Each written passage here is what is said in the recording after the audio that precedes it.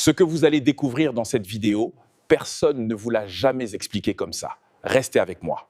Le confrère Madiambal Diagne Sall, qui aujourd'hui a d'énormes difficultés avec la justice sénégalaise, qui a émis même un mandat d'extradition, et c'est l'instruction de ce mandat qui est pendant devant la justice française, donc ce n'est que l'expression. Mais vous permettez, avant de revenir sur la question, qu'on puisse dire que, vous savez, la justice n'est jamais pressée et la justice prend toujours son temps. Pourquoi est-ce que je le dis? Aujourd'hui, nous pouvons dire, avec les réseaux sociaux, avec tout ce qu'on a comme acquaintance avec des obédiences politiques, qu'on s'en fout de la justice, mais la justice finit toujours par nous rattraper. Donc il faut faire très attention à tout ce que nous faisons en tant qu'acteurs de la société. Donc on ne défie jamais la justice de son pays, quel que soit l'endroit où on se trouve. Donc cela est valable pour nous tous. Mais dans le cas d'espèce de Madiambal Diagne, on l'a connu. Madiambal Diagne a été l'un des soutiens de Macky Sall, et quand Macky Sall est tombé, donc lui aussi il a commencé par avoir des soucis, jusqu'à ce que dans un premier temps il a été empêché à l'aéroport de Dakar de quitter, mais par des acrobaties, il a pu rejoindre le sol français. Donc avec cela, il y a eu ce mandat d'extradition, et l'État du Sénégal a soulevé également cette impérieuse nécessité d'application de la réciprocité en termes de coopération judiciaire.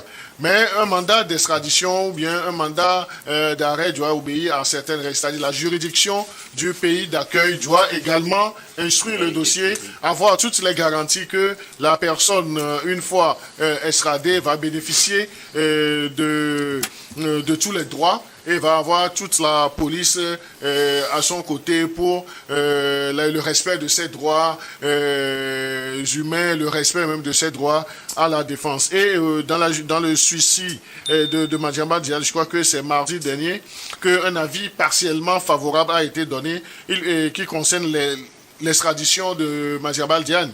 Et là, il faut dire que Madiambal Diagne est poursuivi pour des délits financiers, mais nous tous, nous savons que c'est l'un des critiques envers le pouvoir de Diomaye Faye aujourd'hui, pas parce qu'il était dans l'autre camp avant. Maintenant, que veut dire, qu'est-ce qu'on peut comprendre avec l'émission de cet avis partiellement favorable par la Cour d'appel de Versailles? Donc cela veut seulement dire que tout le dossier n'est pas encore vidé, mais à l'étape d'étude des motivations qui ont été répondues par les autorités judiciaires du Sénégal vis-à-vis de la Cour de Versailles, ils ont trouvé des éléments assez probants qui disent que dans l'étude à mi-parcours, on peut aller sur la piste de l'extradition, mais ce n'est pas que l'extradition est déjà prononcée. Justement, il n'a pas encore été extradé. Non, il n'a pas encore été extradé. La décision finale aussi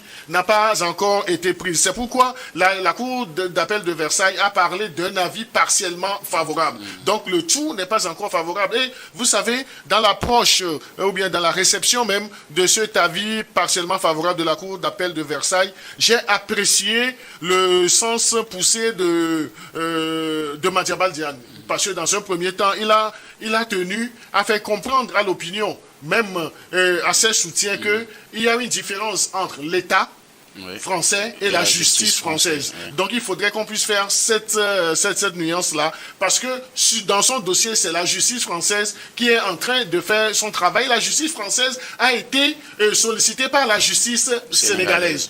Et vous verrez que dans les échanges de documents, donc c'est de justice en justice qui se sont passés tous les éléments. Et Madiambal Diagne a tenu à faire, c'est-à-dire à la prononciation de cet avis partiellement favorable, a fait cette mise au point. Et cet avis favorablement partiel est susceptible également de recours. Donc les avocats de la défense de Madiambal Diagne peuvent formuler des recours pour même annuler ce qui est partiellement favorable. Mais cela ne pourra se faire que dans un cadre bien précis et uniquement sur le terrain de la justice. Et c'est pourquoi Madiambal Diagne a également dit que à lui, avec ces avocats, ils vont user de toutes les procédures en vigueur pour faire comprendre à la justice française que aller sur un terrain d'une extradition, d'un avis totalement favorable pour une extradition, serait comme quoi on voudrait livrer quelqu'un à la justice sénégalaise. Parce que, vous savez, même sur le terrain sénégalais, ça a pris d'autres proportions. Même sa femme a été, dans un premier temps, appréhendée, même s'il y a des demandes de liberté conditionnelle. Son fils aussi a été pris. Et le délit n'est pas un délit politique, mais c'est un délit, ce sont des crimes financiers qu'on lui reprocherait. Donc là, la Cour d'appel de Versailles n'a fait que son travail à mi-parcours. Donc nous devons prendre notre mal en patience pour voir si la décision finale ou non d'extradition de Madiambal Diagne sera prise par la justice française. Merci beaucoup à vous. Credo Tété, Robert Kosigan, Akete Madiambal Diagne, voit une partie de la réponse de la justice française. Elle est partiellement favorable à son extradition. Comme l'a précisé Credo, il n'est pas encore extradé, le dossier n'est pas totalement clos, mais que faut-il y comprendre? Non, ici, je vois que la justice française est en train de faire son travail et sur la base de ce que la justice sénégalaise lui fournit. Sauf qu'au niveau du Sénégal, c'est la justice des vainqueurs. Parce que si on déplace seulement peut-être les motifs, aujourd'hui, le pouvoir de Sonko et de Diomaye Faye trouve en ce monsieur peut-être un danger, et donc il faut nécessairement l'éliminer. Et donc on lui colle quelque chose. On sait que si on veut le poursuivre sur le plan politique, ça ne marchera pas. Donc on lui colle des délits financiers. Voilà. On lui colle ou bien il a fait Non, on lui colle parce que même au Sénégal, il n'y a pas l'unanimité entre les Sénégalais, même à la justice sénégalaise. C'est parce que Sonko, surtout, chef du gouvernement, a su placer alors ses soutiens au niveau de la justice, ne serait-ce que pour... On se rappelle que la même justice condamne Sonko aussi. Ah mais oui, c'est pourquoi Sonko veut aussi utiliser la justice pour condamner alors... le patron de presse pas seulement et la presse, et dans le... Non, mais dans le cas d'espèce, ceux qui étaient soutiens de l'ancien gouvernement de Macky Sall, ils veulent tout faire pour les anéantir, pour avoir peut-être une Cour de France dans la gestion du pays. Et donc ça, on le sait. Maintenant, quand je prends d'autres procès en France, d'autres exemples d'extradition dans leur pays, quand je prends par exemple les affaires de Camporé François, qui a été même déclaré entre-temps qu'on doit l'envoyer au Burkina Faso. Mais jusqu'alors, la décision n'a pas été prise. Parce qu'il faut avoir des garanties. Je vous dis, ça aussi c'est ça. Il y en a d'autres. On a vu même avec l'actuel président du Bénin, avec Patrice Talon Boni, cette affaire-là, ça a été à la justice, mais à la dernière minute, avec le concours du juge Angelo Oussou, sur sa décision prise dans cette affaire-là, la Cour constitutionnelle, la Cour constitutionnelle ou la Cour suprême a annulé la décision de son extradition. Donc, en France, la justice française ne marche pas selon les ordres des politiques. C'est ce que moi, surtout les politiques africains, la justice française ne marche pas souvent sur leurs demandes qui parfois ne sont pas bien motivées ou à des relais politiques, purement politiques, pour l'élimination d'un adversaire. Voilà. Merci d'un adversaire beaucoup. Surtout politique. Merci beaucoup. Donc il y a encore de l'espoir selon vous. Il y a beaucoup d'espoir. Son avocat a même décliné alors son plan pour défendre Madiambal Diagne, et donc Madiambal Diagne a encore beaucoup de chance. Madiambal Sall. Voilà, Diagne Sall. Donc il a beaucoup de chances à échapper à cette tentative d'extradition ou pas. Nous reviendrons tout à l'heure sur un autre aspect que vous avez brièvement évoqué tout à l'heure, mais bien avant Elom d'Almeida, la justice française est partiellement favorable à l'extradition du patron de presse sénégalais qui s'est réfugié, disons-le comme ça, en France depuis qu'il est recherché au Sénégal à partir de septembre 2025. Oui, nous sommes toujours un peu perplexes par rapport à cette demande d'extradition, et parce que cette demande d'extradition, le traitement de cette demande d'extradition, ma foi, des fois, il y a des mains politiques là-dedans, que ce soit en France, il y a des mains politiques là-dedans. Pourquoi est-ce que la justice, pourquoi est-ce qu'on a toujours la tendance à penser que dans les pays, en France ou bien en Amérique, la justice n'est pas instrumentalisée? La justice est de temps en temps instrumentalisée. Vous savez, aux États-Unis, quand il y avait Donald Trump dans l'opposition, il n'était pas président, il y avait de la justice qui était derrière lui. Il était poursuivi. Maintenant qu'il est devenu président, il n'est plus poursuivi.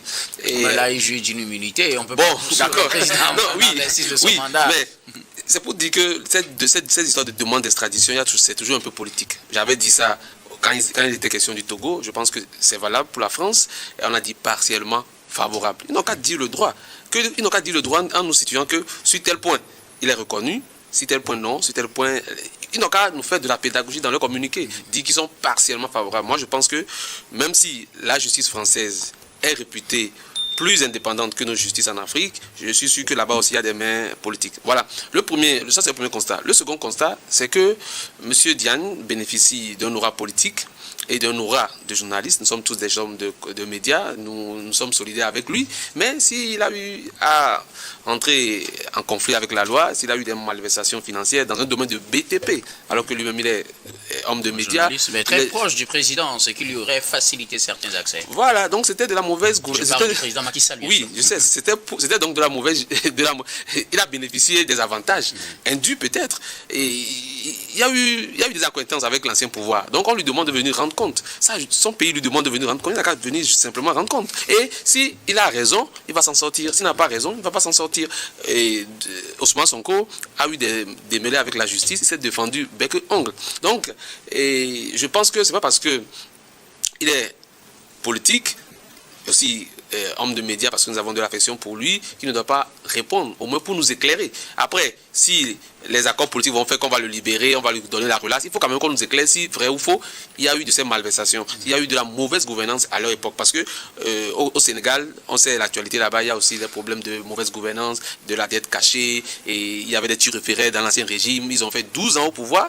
Donc, si aujourd'hui on titille une ou deux personnes, on va dire que non, c'est la justice des vainqueurs, c'est politisé. Bon, on est un peu perdu, on reste sur notre soif, on verra ce que la suite des décisions de la justice française supposément intègre à 100% va nous donner pour voir si finalement il va répondre. Parce qu'ils ont été au pouvoir pendant longtemps, il aurait fallu qu'ils créent des institutions assez fortes pour que même quand ça secoue, ça tienne.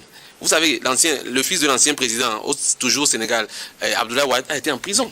Ouais. Même le président Macky Sall même avait eu des démêlés avec la justice, mais il est devenu président. Donc je ne pense pas qu'il va falloir que chaque fois les anciens dirigeants africains fuient leur justice, que eux-mêmes ils avaient mise en place. Ils ont fait un bon travail, ils ont vraiment donné l'indépendance nécessaire à la justice. Ils ne doivent pas avoir peur. Au Ghana voisin ici, Raolis avait été jugé, proprement jugé pendant longtemps. Il a reconnu ce qu'il devait reconnaître, il a présenté les excuses là où il devait présenter les excuses. Après, il a vécu paisiblement dans son pays. Il lui arrivait même de régler la circulation quand il part. Il a gardé intact sa notoriété publique et politique. Donc, si tant est qu'il y a des soupçons, qu'il réponde, même pas contumace, il peut toujours accepter, même envoyer ses avocats pour juger, pour qu'on dise le droit, pour juger des faits. Maintenant, si il est vraiment condamné, là, s'il veut faire sa peine, il vient gardement dans son pays faire sa peine. Et Socrate l'a dit, qu'il ne fuira pas parce qu'il était là quand les lois étaient formulées. Il n'a jamais dénoncé ces juges-là quand il était au pouvoir. Maintenant, pourquoi est-ce qu'on utilise pourquoi est-ce que les mêmes juges veulent juger son cas? Ils refusent.